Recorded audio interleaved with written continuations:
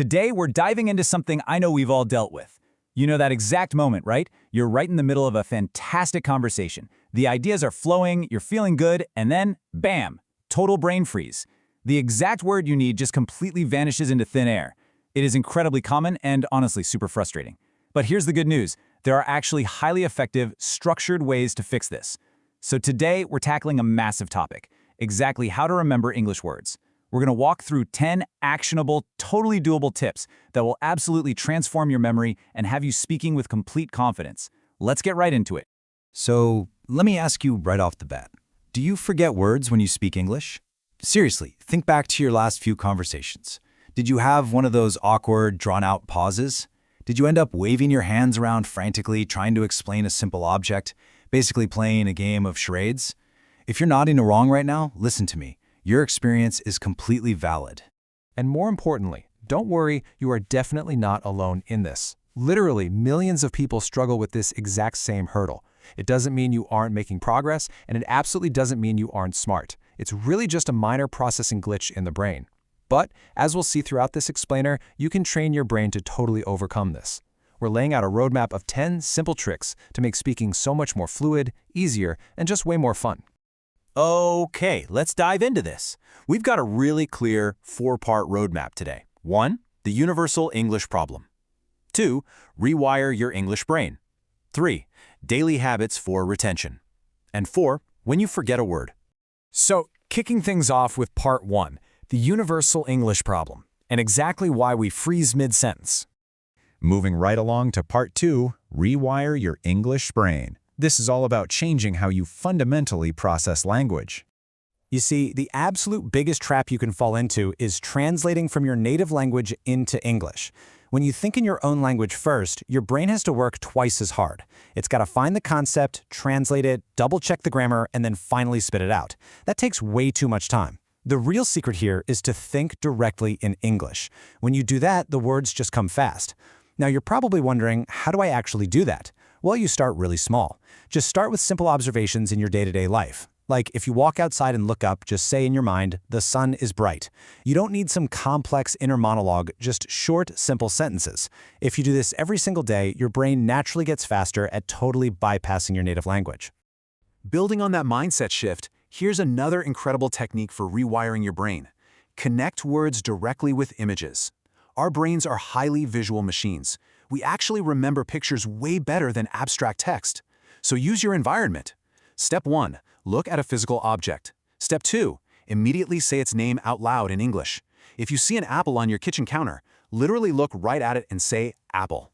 See a chair? Say chair. By linking the visual object straight to the English word, you skip that clunky translation phase completely. You're hardwiring that vocabulary right into your visual memory. It's insanely fast, even if you feel a little goofy saying apple out loud to an empty room. Let's jump into part 3, daily habits for retention. We need to build a routine that actually works. The trick here is taking a massive, intimidating goal like fluency and breaking it down into a super manageable daily checklist. Just look at how little time this actually takes. First up, speak. The #1 way to remember words is simply to use them. Talk to a friend, or honestly, just talk to yourself.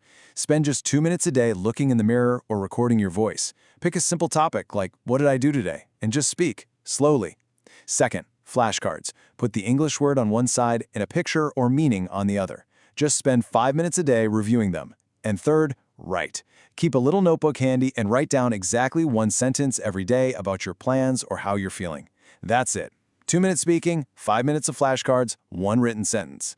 Literally, anyone can fit that into their day. And that consistency, that's the secret sauce for making words instantly accessible when you need them. Now, what's really interesting about this next tip is how it completely flips traditional school learning on its head. Do not just learn isolated words. You have to learn words in full sentences. If you just memorize the word beautiful, it's just kind of floating aimlessly in your brain without any context. But if you learn the whole phrase, the sky is beautiful today, you're handing your brain a complete package. When you memorize full sentences, throwing them together in a real conversation becomes basically effortless because your brain already knows the rhythm of how those words naturally fit together. And when you do stumble onto a brand new word that you want to add to your toolbox, don't just read it once and walk away. You've got to actively process it. Here's a brilliant rule of thumb. Say the new word out loud 5 times. But wait, don't just repeat it like a robot. Try to use it in totally different sentences. Let's say your new word is exciting. Say out loud, "This movie is exciting. My day was exciting. Learning English is exciting." Dropping the word into different contexts actually builds multiple new pathways in your brain, and that is what locks that word into your memory forever. Of course, passive habits are just as crucial as active ones. You absolutely need to watch and listen in English every single day. Your brain learns like an absolute sponge when it's immersed in the language. Watch videos with the English subtitles turned on, throw on an English podcast during your commute, or blast some English songs while you're cleaning the house. When you hear those exact same words repeated in real, natural contexts, your brain just automatically absorbs them. You start building this intuitive feel for the language, which makes speaking feel 100 times more natural. All right, moving to part 4, when you forget a word. These are your emergency rescue tactics. And this brilliantly illustrates our next point. The absolute best strategy for a sudden memory blank is just pivoting to simpler words. If you forget a fancy or complicated word, whatever you do, do not stop speaking. Just say it an easier way. Say you're talking about a meal and that word delicious completely escapes you. Just swap it for very tasty. Trying to describe a building, but the word huge vanishes. Just say very big. The person you're talking to is going to understand you perfectly. And far more importantly, it lets you keep the momentum of the conversation going with total confidence instead of freezing like a deer in headlights. But what if you can't even think of a simple synonym? Well, here is your foolproof emergency protocol. Step 1, don't panic. Panic literally shuts down your memory access. Step 2, take a deep breath to reset your brain. And step 3, just explain the word in another way. Describe what the object actually does. Like, imagine you get caught in a storm and you totally blank on the word umbrella. Just describe its function. Say, "Hey, it's that thing we use when it rains." People are smart. They're going to pick up on the context immediately. Boom! You've successfully communicated your thought without ever needing that one specific vocabulary word. So it all really boils down to this incredibly powerful idea right here. Speaking English is not about being perfect. It is about communicating. We get so completely wrapped up in finding the exact right word, nailing the perfect grammar, having flawless pronunciation, but at the end of the day, language is just a tool to connect with other humans.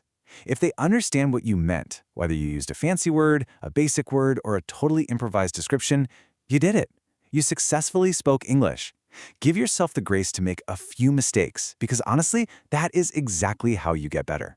We've unpacked a ton of value today, from totally rewiring how you think, to building those rock-solid daily routines, all the way to handling those mid-sentence emergencies. So I want to leave you with something to really chew on. Which tip did you like the most? And honestly, if human connection and communication is the true goal here, not perfection, what is actually stopping you from starting a conversation today? Keep up the practice, give your brain the right structure, and you'll never find yourself at a loss for words again. Thanks so much for joining me on this explainer, and I will catch you in the next one.